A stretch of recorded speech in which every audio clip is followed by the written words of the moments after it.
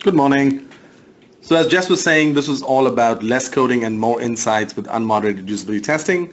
I'm George, and if you need to get in touch with me, that's my Twitter handle, and my email is also available for you to get in touch directly. So give you a rough idea of what we're going to do is I'm going to have a few slides just explaining quickly about why prototype and what is the focus of the prototyping effort. Then I'm going to show briefly about what are the trade-offs you would need to make for effective prototyping and how that would kind of translate into quickly doing usability studies. Then we're going to do a demo where I'm going to show you how to set up a study, what the experience of the participant looks when they take part in a study, and what kind of results are actually created and how you can make best use of it to design your next design iteration. And of course, we will wrap it up with some resources, which I'll point you towards the video tutorials for whatever I'm talking about today. A sample prototype, because some of you may want to try out how this usability study would work out in your context and get a first-hand experience, but you may not have a prototype ready for that purpose. So I'm going to point you towards a prototype you can use. And then a sample report which kind of reviews how you can actually understand what kind of reports are created. So in the abstract of the webinar, I basically gave an example of a chair that you've designed a chair and how long are you going to wait till you actually sit in it. And that's kind of very true for prototyping as a process, is that you can have all the ideation and research, but at one point in time, you actually have to get feedback from users. Because if you're not really getting feedback from users, whatever we call ourselves as human-centered or user-focused or customer-focused, if the customer has never seen what you're going to work on, it kind of defeats the purpose. And that's the example I'm using here, is that the ideation is great, prototyping is even better, where you're actually showing in a very tangible way what is it that you're going to build for your customers. But at the end of the day, the customer, if he's a customer for your chair, the person would actually sit on it and give you feedback on how does the chair feel. And that's what we kind of use, that's what we call learnings, which is going to go back into our ideation phase again and where we plan our design iteration. Of course, prototypes have a very complex life in an organization, and we create it for various different purposes, right? But prototypes do, in essence, are excellent for helping business stakeholders understand what is it that we are going to build and help us focus or reorient us in the right direction. It's of course great for teams because if I'm working with a technical architect, I would like to understand whether the idea I'm proposing, whether it's feasible or not, right? So that specification is also important further down the line, where we have kind of agreed upon what we're going to build, and we're kind of making progress towards designing the smaller bits and bobs which the developer would require, because nothing is magic, right? Everything needs to be specified and designed. But the most important piece a prototype provides is validation with users. Now, the graphic I'm showing you kind of dictates that you may actually require 3 kinds of prototypes, but when you're stuck with that choice, I would argue for investing in a prototype which is user-facing, which you can use for validating with users. And the theory behind it is what's good for users is also good for business stakeholders to see and understand, and for teams to actually see and understand, right? Because the level of detail is accurate and enough for everybody on the team to have a shared understanding of what the experience would look like. Now I talk about making trade-offs to learn quickly. And there are 3 sets of things you need to be aware of in terms of running usability studies and running usability tests. It sounds very, if you've never done usability testing before, it sounds more ominous than it actually is. And that's my whole goal, is to explain how to simplify that process. So just the mechanics and logistics of it, I just want to get it out of the picture about what is a key difference between moderated versus unmoderated, because that's the first trade-off you need to be aware of. So here I have a table, and more dots are actually better. And I want you to understand the differences between what you gain from a moderated study and what you gain from an unmoderated study. The most important thing contribution a moderated study does is it really helps you understand why somebody is doing something. So you can have a prototype, you can have tasks for people to do, but when they do it, you could be present as a moderator to prod and ask, what did you think? Why did you do that? What was your motivation? What did you expect to find? So that the kind of feedback you get from the user could be potentially be much richer. In the unmoderated setting, you could instruct people to think out loud, because most of the tooling, especially like what Indigo Studio has to offer, allows people to actually record their voice, and we also record the camera information. But people forget to say things out loud when they're in the thick of things, right? When they're so focused on actually completing the task, sometimes they just forget to think out loud. It's a artificial feeling, and people don't naturally do that. So having a moderator present does give you that advantage. The other part is actually observing the participant. And this is important because sometimes body language speaks a lot, and you can see when somebody is having a level of discomfort in terms of completing the task, they look confused, and those are excellent opportunities for the moderator to interject and ask about what they're experiencing. Of course, in the unmoderated setting, because we do capture the video information for the participant, the FaceTime camera, I have scored it lower because you don't control per se that the person would share the camera information or whether they would think out loud. So there's still some level of control at the user's end to basically offer up that information to you. Then there is this notion of moderator as a resource, and that's where the moderated studies actually score poorly, is that it is, if you are doing one-on-one sessions, that means the moderator has to be present when the participant is taking part in the study, then you can only do so many. But because of the first 2 points, if that's really important to you, understanding why and observing participants, then maybe that is a trade-off you're willing to make. But in the unmoderated setting, you can have n number of participants, and the moderator does not have to be present. And that lets you do it asynchronously, right? You can have multiple people taking part in the study at the same time. Then it comes to the matter of scalability. So we already talked about moderator as a resource, but scalability here really talks about how many studies can you run at the same time. And this is something which I'm going to discuss further on, is that sometimes people don't have that much time for you to give feedback or to actually take part in a study. So you are kind of bounded by the number of activities or tasks you can ask people to do. But by having it in a tooling like indigodesign.com, you can actually run multiple studies, each having different sets of tasks, and you can be sending it to different sets of users. So you are actually covering more tasks at the same time. Task metrics are really talking about how long did somebody take to complete that particular task, whether they were successful or not. Task metrics are not really the focus of moderated studies because we're really trying to converse with the participant, and that kind of affects the task times, right? So that's not the really important factor there.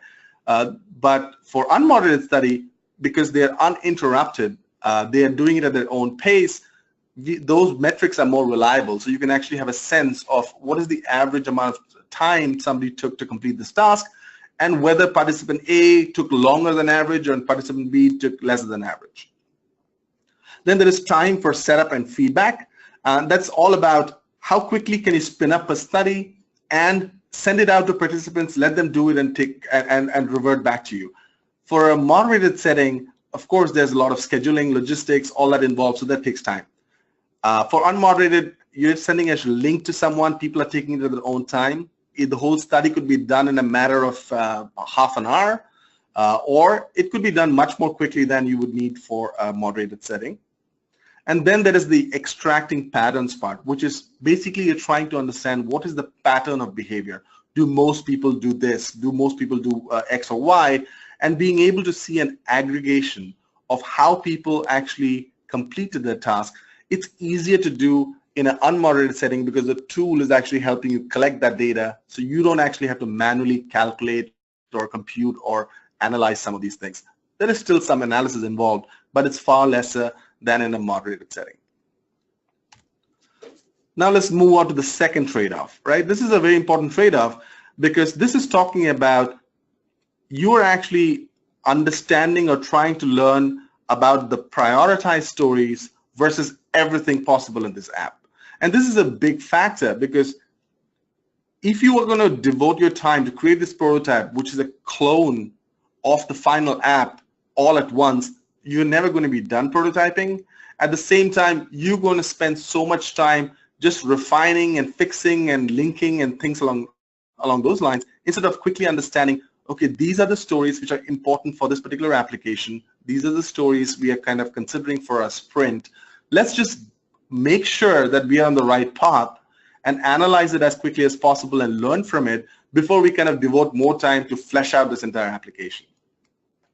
And that's what I'm talking about. What is your riskiest assumption and what would you like to learn, right?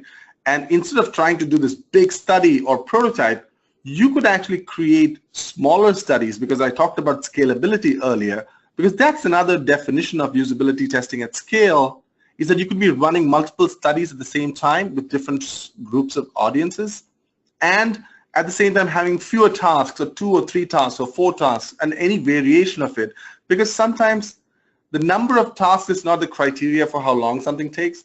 It could happen that your task has, say, 30 steps. So you can have just one task, and that could be your entire study, right? So you don't actually have to pause to understand that, hey, unless I have 5 tasks, we are not going to spin up the study. That's not the goal. There is no limits in the number of studies you can run. So you would actually identify how many tasks can somebody hope to accomplish, say in under an hour, but I think that limitation is it's a lot shorter in an unmoderated setting. In a moderated setting, you can expect people to be focused for that long. In an unmoderated setting, sometimes that's not available, but that's okay, because for Indigo Design Usability Studies, people can complete one task, leave, come back, and continue from where they left off. So I use this as an example of your app can have many, many pathways, but you're just trying to focus on some of the important ones and just prototyping for that and then testing just for that purpose. And the final trade-off you need to understand is between personalized experiences and aggregate patterns. Now, an example of a personalized experience would be that when somebody is actually being presented with a prototype, there are values they would type, there would be actions they would take. And we would love for them, each participant, to have their own custom experience, but that comes at the cost of actually spending a lot of time prototyping for essentially learning maybe the same things. So you may actually have to make a trade-off on maybe focusing people on one concrete task and let everybody do that task, because then we are really trying to understand the pattern of usage. The one thing I forgot to mention when I was talking about moderated versus unmoderated, it's generally good practice and good hygiene to maybe, before you kind of spin up the study as a remote one, it's okay to run a moderated study with fewer people just to get a sense of whether your task was worded correctly or not. Whether there are some small things which confuse people, which you could have resolved in the task preparation, because once you do in an unmoderated setting, then multiple people would have taken the tasks, and if there was some bias in how you phrase that task, that kind of starts showing up in the study. So it's better to actually let a real person, where you are actually moderating, and that could be remote or in person, basically getting a sense of, is everything in the task reasonable, right, for somebody to complete. So going back to this personalized versus aggregated, right? The way I think about prototyping to scale is like this movie making industry, right? So there are a lot of possible ways somebody could use the app, but we are not trying to prototype everything. We are just focusing on that one piece which looks real for that task and then fleshing that out, instead of worrying about all the possible interactive UI elements people would actually end up clicking on, right?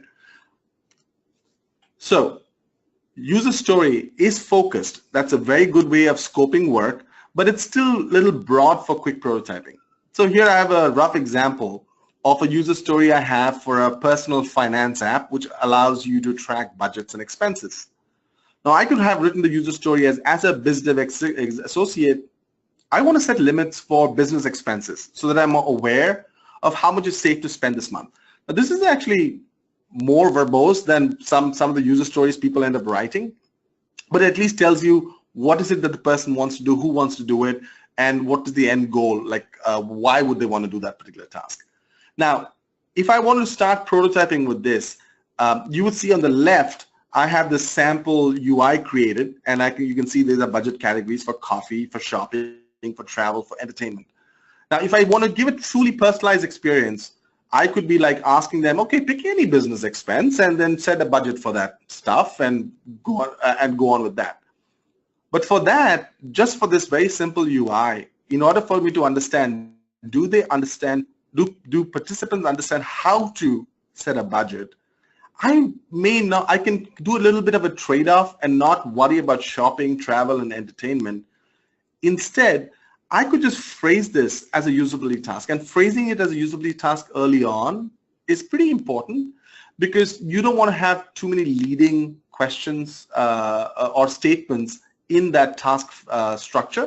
At the same time, you want to keep the task as compact as possible so that people have time to read it and it's very to the point, right? So what I'm arguing is just having a statement like change budget for coffee to $65 and use that as your source material when you're prototyping. That means you're only designing the flow for that particular task and not worrying about all these other elements. The goal of this is that you actually end up prototyping less and you are preparing yourself for setting up a usability study just for assessing that task. And if it works for coffee, trust me, it does work for shopping, travel, and entertainment. And if you are actually going to prototype this, you just have to use this structure, which I present here, which says on the top, what does the user see first and what will they do? And when they do that, what will they see next? What will they do? Then go on to what will they see next and what will they do. And you would do this. So in this case, this is the flow for change budget for coffee to $65. And you can see the first UI I'm showing them is all the budgets. And then I have designed an interaction where somebody would actually click on coffee and they will see the transactions they have. And then they'll tap on the, hopefully, where the little text box shows for $45 and they'll change it to 65, right? So it's a very simple linear flow, which allows me to understand, does that IA work? And finally, and now I'm going to switch to the demo, you should also understand that prototyping in just grayscale is enough. You don't actually have to worry about colors and styles that much, because as long as you've organized your material, you've added enough detail for somebody to actually take action, that's the level of fidelity you need to conduct a study. So colors are not as important as contrast, and at the same time, having some basic consistency in the action style, whether a link looks like a link, a button looks like a button, those are the only things you really need to be concerned about, and that would be enough for somebody to actually take part in a study.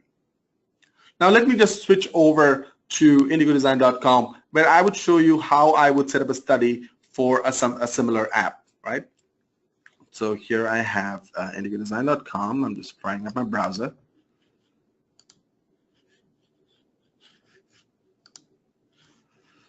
So here I have this app called Money App Basic, right? In order to set up a study, all you need to do is find the share you have published. What you're seeing here is my personal workspace. And these are all the prototypes I've been sharing from Indigo Design into from Indigo Studio into indigodesign.com. Now, to set up a study, I can just simply select that particular prototype. I just say create usability study. And just like that, it gets added to the usability study section in my navigation here. And that allows me to keep track of what studies are in progress and what's the status of each of these studies. So here, I have this money app. I can, of course, add some welcome text, which I'm going to show you what people would end up reading when they take part in a study. So by setting up a study, you're actually sending people a link to the study and not to the prototype directly, right? And for that, I can introduce people to the focus of this particular exercise, explain to them whatever needs to be explained, and I have the control of changing this text as the welcome text. But the most important part of this is actually adding tasks for the study. So in this case, as I said, since I've already designed the prototype with that focused usability tasks up front, I can just now just go ahead and start adding tasks. So in this case, I would say the same task we were talking about earlier, change budget for coffee to $65. And now I can record how I expect people to complete the task, right? And once I do record the task flow, what you end up seeing is the task recording interface where I can specify the flow by marking something as the start point for this task, saying this is what the user would see first for this task. So I mark as a starting point. And the moment I do that, it starts recording every little interaction I do here, and I can use the prototype as if the person would use the prototype, right? So in this case, I would say they would have to go here into budgets and then click on coffee and then come here and type $65. And at that point, I feel they've completed the task. I can save it. Same thing, I can add another task. I can say check how much you spent in the month of June. Same thing, record a task flow, mark as this as the starting point, and I expect people to again go into budget and then hit July and switch to June. But you can see I only have these 2 months designed. I don't have it designed for everything else. June, and they'll say, okay, $350, and at that point, the task is complete. Now, once I have finished creating these tasks, you would see there's a checkbox right below here. It says disable interactions outside of the recorded flow. By default, that is unchecked, and this is something new. And the purpose of this is that say that you have a very complex prototype and you have decided that you don't want people to kind of click around and get completely lost, although we have a way in the participant UI to bring them back to where they left off. It's up to you to decide, say, hey, I don't want them to click around, and I can just check this checkbox, and that would basically prevent people it'll automatically disable any interactions you might have designed outside of the flow you just recorded. Now, you can also randomize the tasks. What that means is that different people would get tasks in different order, which just tries to account for any learning bias as to based on which task somebody did first. And that's the advantage of doing randomized tasks. But once I'm ready to basically complete the study, I can just say start the study, and then I have this option to invite somebody with a link, right? This option is always available here, but the first time you set it up, it's available right in front of you. You hit invite, and this is the link you would actually share with someone. So for example, I can just copy this link, and if you guys are interested, I'm going to come in here and go to the chat area and post this link for the entire audience to take part in the study. It's all up to you. So the way it happens is that when somebody actually accesses this link, what they end up seeing is something similar to, let's go here, I'm pasting that link in here. And this is the participant's experience of looking at the same study, right? Now, as a moderator, I have the option of trying out the study without actually recording anything. So I just want to do a sanity test of how this thing is going to work before I actually send it to the participant. You can do that from here. But now let's go back to what participants would see. I fired up Chrome because that's one of the requirements for the video recording capability, because we use a Chrome extension. So it automatically recognizes me. It's saying you're the owner of the study. But if I take part in the study right now, I'll be recorded as an actual participant. As I said, I can use the try out the study option to not record these results, right? So when somebody hits continue, it invites them to install this Google Chrome extension. They install it. And now it gets added to the Chrome browser. And in order to start the study, they just have to, one second, I have too many systems running. They click on that extension in the Chrome extensions area, and then they have the option. The voice is checked by default, the camera is not. But if they do select the camera, you would be seeing their FaceTime camera, and that's going to be recorded as part of their experience. When they hit Start Usability Study, there is nothing else they need to worry about. They get tasks offered to them one at a time, and they would just try to complete this task as they feel fit. So in this case, the task one was change budget for coffee to $65, And then they can, in this case, I have not restricted them, so they can go anywhere in this prototype, fool around, get a sense of what's happening here, and then eventually click on coffee or something. And all these clicks are being captured as part of the video recording. So in this case, I'm going to come here and say coffee, and I know exactly what to do. And I can give feedback based on this task. This option for giving feedback is always available to participants. A second, I'm done. And once I'm done, it automatically submits the results and presents the second task as I start the second task. And say the participant gets confused, they can always use the guide me option, which will actually highlight where they need to click. Now at this point, if they have used this hint to kind of make progress, then that would actually imply that they have failed. The task is not as beautifully designed as we thought, and that's actually good information for us to keep, right? So in this case, I'm just going to come in here and say I'm done at a step earlier than I expected. Study is complete. Now let me just go back to the study area here. Oh, looks like wonderful. Somebody actually tried it out. So in this case, I can see that the reports are actually designed in a way for us to understand the quantitative information as quickly as possible, even before we kind of take a deeper dive. So in the first case, 2 out of 2 users were able to complete it. So I'm not that concerned about that particular task. But for the second one, I can see that that was only completed by 1. And I can take a peek. And here's where I am able to see that the second participant failed that particular task because they actually used guidance. And the time is also not recorded because we don't want to skew the metrics for all the participants based on this particular task, right? And now let me just shift to a study which has more participations in it. So let's just do that. So for example, this is a separate study which has the same kind of structure, which has 4 tasks, but only difference is that 11 people actually took part in this study. And as I said before, I don't care per se about these things, the task number 2, 3, 4 initially, because I want to understand what happened in task number 1. And when I look at task number 1, you can see the same kind of report where it tells me how many people completed the task. And if anything is in red, it actually means that it either took longer or something unexpected happened. So for example, the time bars are shown in red only when this person actually took longer than average to complete that particular task, right? But even before I get here, I would like to understand what happened to people who actually did not complete the task, because this particular task had only 10 steps required for them to complete. But they actually clicked around quite a bit, 25 steps, but they still finally had to resort to guidance to actually see what happened.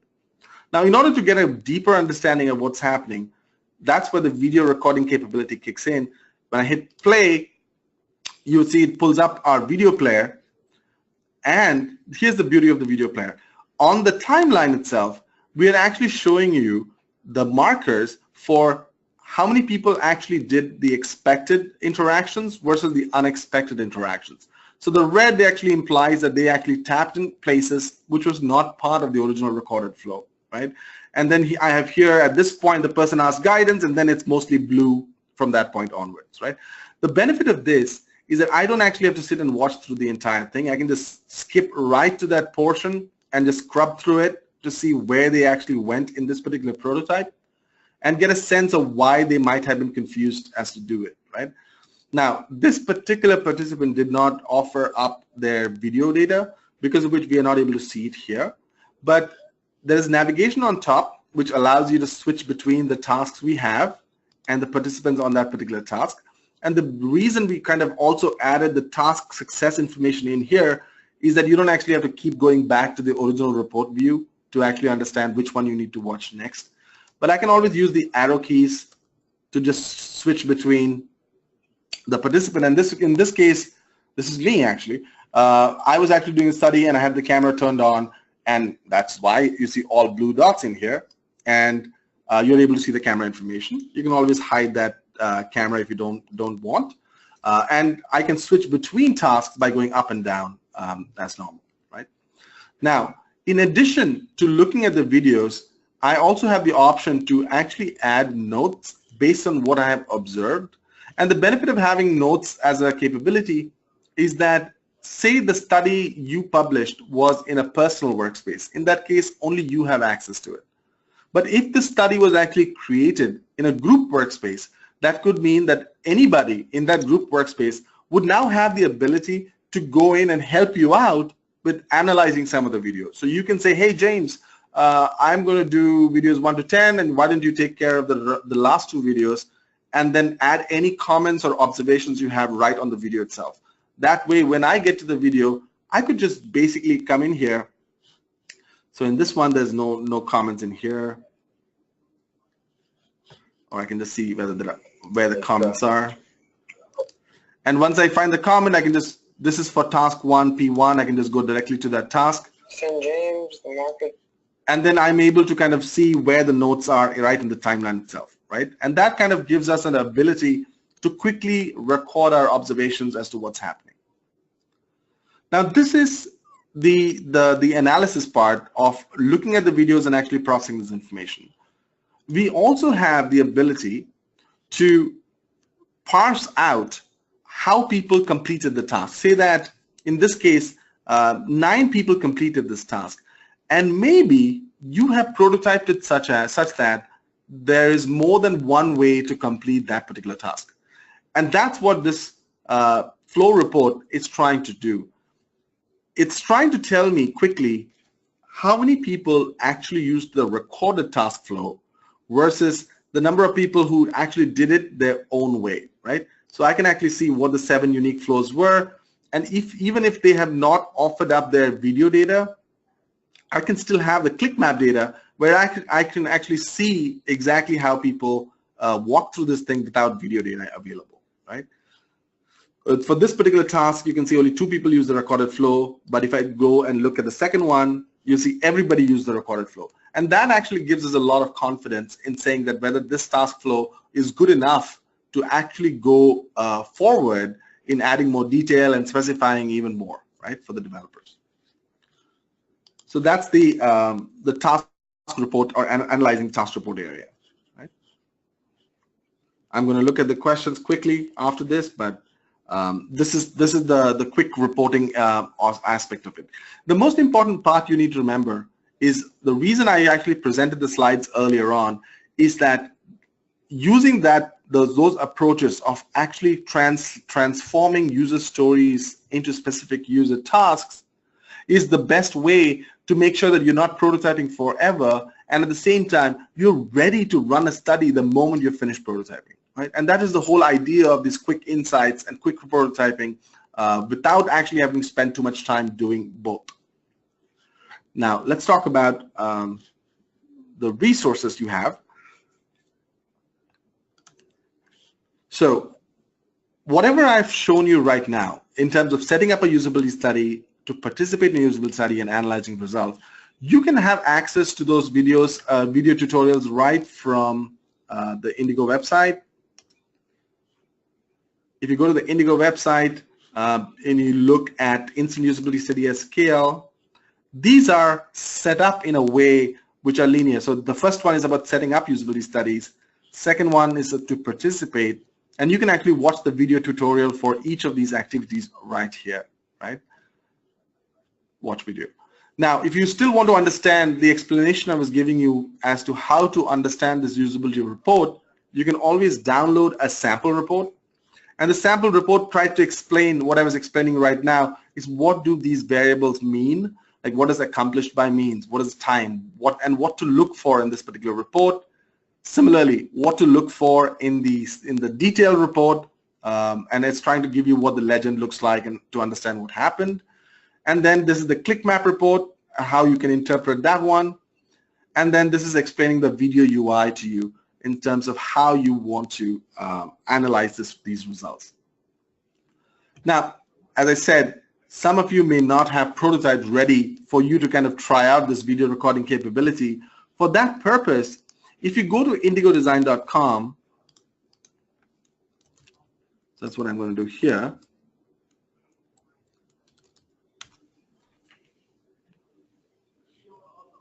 That's indigodesign.com. And if you go in not your personal workspace, if you go to the community area and switch to all, you'd see there's an app I've just added. It's called Money App Basic. And that basically is a prototype, which is what I was trying to show earlier in this example. And it's a sample prototype, which you actually can download and then republish into your personal workspace and use these tasks to try and set up your study, right? And the benefit of that is that you get a first-hand knowledge of what it would feel like to take part in a study and how I set up this particular study, right? So all you need is to do is take this prototype. You can download it from here. You can just say download, and once you download it, you open it up in Indigo Studio and publish it back. So for example, I've opened this project again. I just hit share prototype. And this time, since you're logged in, it'll go into your personal workspace. And from that point onwards, you can just follow the video tutorials which I showed you right now in terms of how would you actually set up that particular study. So I talked about the video tutorials, sample prototype, and sample report, right? So just to reiterate, the most important trade-offs is that we talked about what's the key difference with moderated versus unmoderated. The key learning there is that it allows you to do usability testing at scale, allowing you to take without having the moderator present. But I would advise people to actually do some in-person studies first before they actually put it on unmoderated setting. Second was all about prioritize stories versus everything. And that was really talking about focus. It's like, let's just identify which parts of the app which define what this app does and how the structures would look like, and prototype that experience first before kind of finishing the whole app and then learning that some of the fundamentals were off. And then finally, I talked about this trade-off between personalized versus aggregate feedback. And the whole notion of personalized feedback is that you are able to transform, instead of relying on giving each person their own experience with the prototype, it's okay to focus them all on a very specific task as long as you know what you're trying to learn and whether that particular task structure would help you get to that goal. So that's pretty much a quick summary of how you can actually end up prototyping less and effectively coding less, because you're not doing iterations in code. You're actually just fixing the prototype, validating it as quickly as possible with remote moderated testing, and this entire capability of video recording, right? With video recording, it's a rich data format, but we also try to make it easier to understand with the help of these quantitative reports which precede the need to actually dive into individual videos. So we are able to show you which video you need to watch first based on the style of the report presentation here. Show you again here. Just by looking at the reds, if you feel like everything is green and now you're ready for the next stage, you can actually now look at why did this person take so long. Like this person only took 5 steps, but why did it take this person so long, right? So that's the kind of analysis I would encourage you to kind of complete. So I'm going to look at some quick questions here. Let's see if there's something I can answer right away. And I would be posting a follow-up with this video of this session, and also any questions you might have had for me. One thing you should know that all the capability I'm showing you for indigodesign.com is also available in an on-prem premise solution. So if you're an organization who wants to store all this information in your own personal server, you can get in touch with us and we can discuss how that would proceed. Basically, you get all of this capability, but on your private network. But this is the whole big feature release we are doing for usability testing, and there are no limits on the number of studies you can run, and there are no limits number of participants. There are no limits in the number of videos, right? Which allows you to actually spin up a study at will based on your development requirements.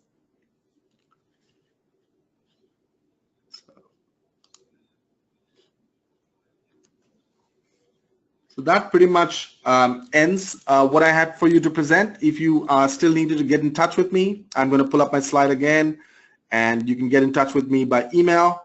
It's gabraham@infragistics.com, or tweet to me at jabbersga, and I would be more than welcome to help you out in explaining anything in more detail.